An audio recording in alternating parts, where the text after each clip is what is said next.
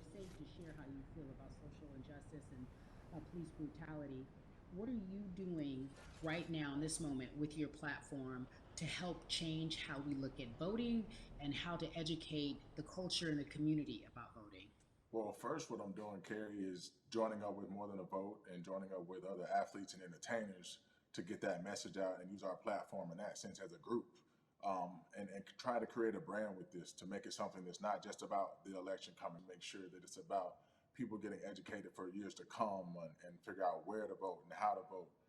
We've got people in different areas that cover different demographics and influence different areas of people. And as a baseball player, as a black baseball player, I feel like now, like we talked about, is finding the time to show people that you can use your voice in this profession.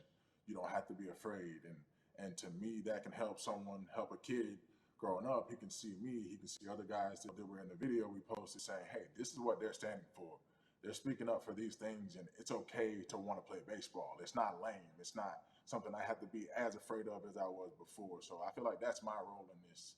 I have a younger brother as well. He's 24. He also plays baseball. So I've got to lead by example. I can't just always, come up with a good answer that sounds good on TV when I get asked a Hmm. question on, what do we need to do to make changes.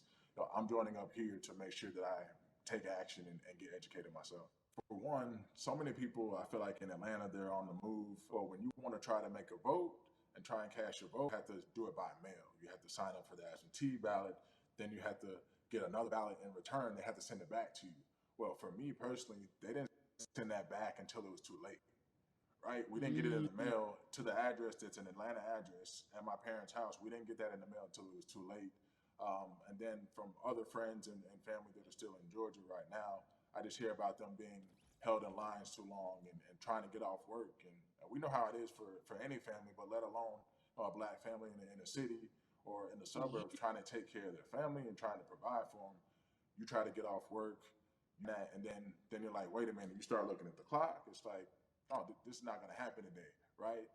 And so I saw, Mayor Keisha Bottoms, reach out via social media to people and say, hey, I'm going to address these issues right now. I need y'all to stay in line to cast your votes. Keep hanging in there. So to me in Georgia, that's what that looks like. Well, it's interesting that you even bring that up because there have been all these images, specifically from Georgia, because that's such a battleground, where you see people, especially when it came to the primaries, doing whatever it takes. And this is real life voter suppression that you're talking about. It's been happening for decades. It's not fake. What you're saying, these examples of sending you your ballot too late after the fact or shutting down the polls at 6 o'clock while people still are in line, that's a real life issue. There needs to be some type of change. And I think that what we're doing right now is fair. But the idea of voter suppression, do you think that that is well known, especially with folks, within the generation, your generation? I think it's known in our communities, right? I don't think it's spoke on enough. I don't think there's been enough light drawn to it. Bring it to light. Let people hear about it. Let people learn about what that looks like, and get more people to say, okay, look, like this is going to happen. We have to expect this, and we can no longer make the excuse. We can't say they didn't warn us. Jason, everybody knows, or it feels as if everyone knows that the time is now. America's paying attention to us. We have their eyes, we have their ears. If you look toward the future, what are you most excited about in terms of seeing a change? I'm excited about how fast the word is traveling. The word is being spread right now. The biggest athletes, the biggest icons, biggest entertainers are doing their part. But I'm also seeing people out there on the streets doing their part. When so many things got lost, could have very easily got in the in the commotion when it came to protests, and you saw rioting, you saw looting. People still stood their ground, and people still went out there and said, "Look, we're doing this for the right reasons. We're going to come together. We're going to use drones. We're going to use social medias." I feel like this is a new wave of getting things done the right way and just spreading the message. You're right about that. And you're right. People are spreading the word unapologetically. We out here. We doubling down. Thank you so much. I appreciate you. Right.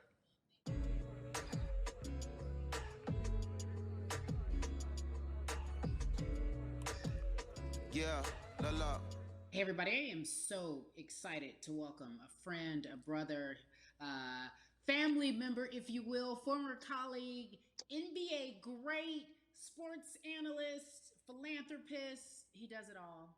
And he's here to give us his time and his platform to talk about something that is so important. That is voting. Everybody, welcome Jalen Rose to We the People. Talk to me about how important it is for the people who know you and love you and look up to you. Why is it so important that you use your platform to talk about voting?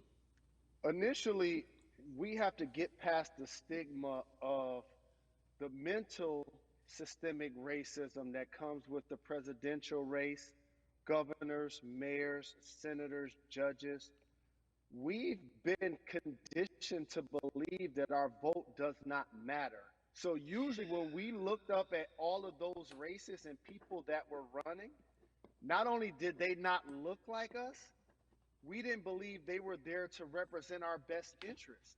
So therefore, as a collective, we didn't mobilize until Barack Obama, and we felt a sense of hope that finally our country is going to do something that we felt would never happen in our lifetime. And I remember being at the inauguration in 2008. I made sure I was there. And we voted. In 2016, we didn't vote, Carrie. We didn't vote. And Mm-hmm. so many people try to make this political. This is not political. Me telling somebody to vote is like telling somebody to pay taxes. So that's one, getting over the stigma of nobody is going to represent our best interest. And then number two, the reality is that the person that gets the most votes doesn't necessarily win the presidency. That's uncomfortable right there because that's actually what took place in 2016. The Mm-hmm. Electoral College chose the president. And if you put all of their pictures up, I'm pretty sure they look a lot more like each other than they look like you and I. How about that? Mm-hmm. And then the third thing, especially in urban environments, oh man, they create barriers for us, Carrie. It's like you got to jump over the fence, you got to run past the dog, you got to jump on the hood of the car. The lines is 5 hours long. You get up to the pole and they don't work. Elderly people working in the city, while they got the young people who understand technology working in the suburbs. Like these are all systematic things that try to discourage us from voting. And then finally, we don't have a day off to vote. We need to work. So we don't get a day off. It's going to be a full Mm-hmm. day, and I got to work to pay my bills. So you know what I'm going to do? I'm going to mail in vote. And you know what you want people to realize that that counts too. So your vote will be counted if you're able to mail it in. So those are a few things that I hope that we can do and mobilize. And shout to LeBron and his team. Shout to you and everybody involved. We will make a difference. Well, let's talk about more than a vote. There is a black collective of athletes, of artists coming together and saying voter suppression is a real deal, especially in the black community. When you just talked about, I got to work, so I can't go vote. And then when we do get in the booth, just in case we don't have to work, do we know who we're voting for? Not only do we have to vote, we got to be educated. And it's not always even about the man who's in office or the woman who's in office for president. It's about your local elections. It's about the people who are your DAs, your state DAs, like the people who actually make change in your community, who will change police brutality, who will make sure that your community is taken care of, who will defund police and hope that they can help